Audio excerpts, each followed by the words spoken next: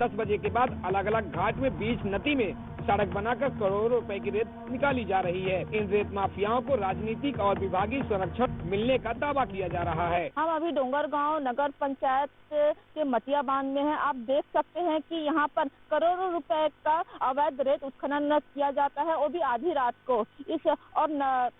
खनिज विभाग के अधिकारी कोई भी कार्रवाई नहीं कर पा रहे हैं। ये बहुत सोचनीय है कि किसके संरक्षण में इतना बड़ा अवैध कारोबार चल रहा है। देख सकते हैं इतना रेत का भंडार लगा हुआ है जिसकी कोई लीज भी नहीं है, कोई परमिशन नहीं है, और आधी रात को जेसीबी कई हाईवाओं के साथ ये रेत का उत्खनन का काम किया जाता है रेत माफियाओं के द्वारा। T27 से कामिनी साहू, राजनांदगांव। वहीं जब TV27 न्यूज की टीम जमीन के मालिक के पास पहुंची तब उसने बताया कि रेत माफियाओं ने 20 से 25 हजार रुपए प्रतिमाह देने के लिए बोला है और हमारे खेत से अवैध तरीके से रेत का उत्खनन कर रहे हैं। तो आपके बिना परमिशन से वो आपके खेत ला यूज कर थे या फिर आप लोग कुछ कहीं एकाध कहीं पैसा दे बात के है? वो थोड़ा बहुत दोनों के है, वो 20-25 हजार।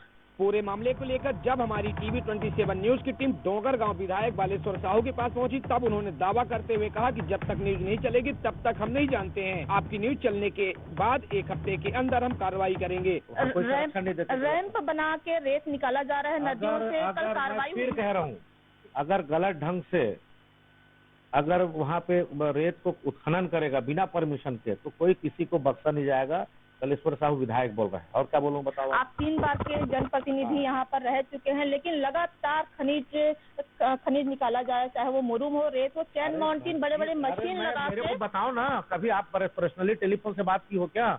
ये आप मेरे से अगर टेलीफोन से बात भी करती तो यहाँ आया करके मैं कार्रवाई कराता। मैं टेलीफोन से बात करने के वो नहीं है सर, लगातार न्यूज चल रही है और नहीं, मेरे को बिल्कुल पता नहीं है। मैं बिल्कुल रहता तो मैं जरूर मैं करता, है ना। इसी रेत के चक्कर में मतलब मीडिया कर्मी जेल भी गए हैं और इसी आधे रात को करोड़ों का रेत उत्खनन हो रहा था जिससे आपकी भी उस समय भी कोई प्रतिक्रिया नहीं आई थी। तो नहीं, हम ऐसे आदमी हैं जिसको बोलते हैं वो करते भी हैं। हम निश्चित रूप से संज्ञान में लेंगे ना।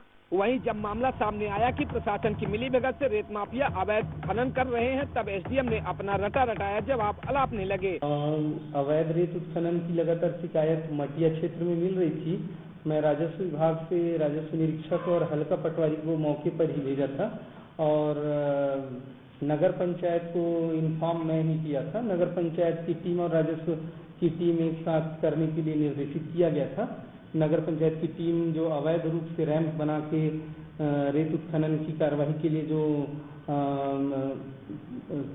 कार्यवाही जो कर रहे थे उसको रोकने के लिए ये रैंप को तोड़ा गया है। वहीं बलौदा बाजार में भी रेत माफियाओं का कहर सामने आया है। बताया गया कि 76 गांव से बढ़कर 197 गांव को खनन प्रभावित गांव घोषित किया है। जिस नदी के किनारे रेत घाट नहीं है वहां से भी रेत का अवैध उत्खनन हो रहा है। रेत माफियाओं के द्वारा लगातार अवैध उत्खनन करने से महानदी की जीवन भी संकट में आ गई है।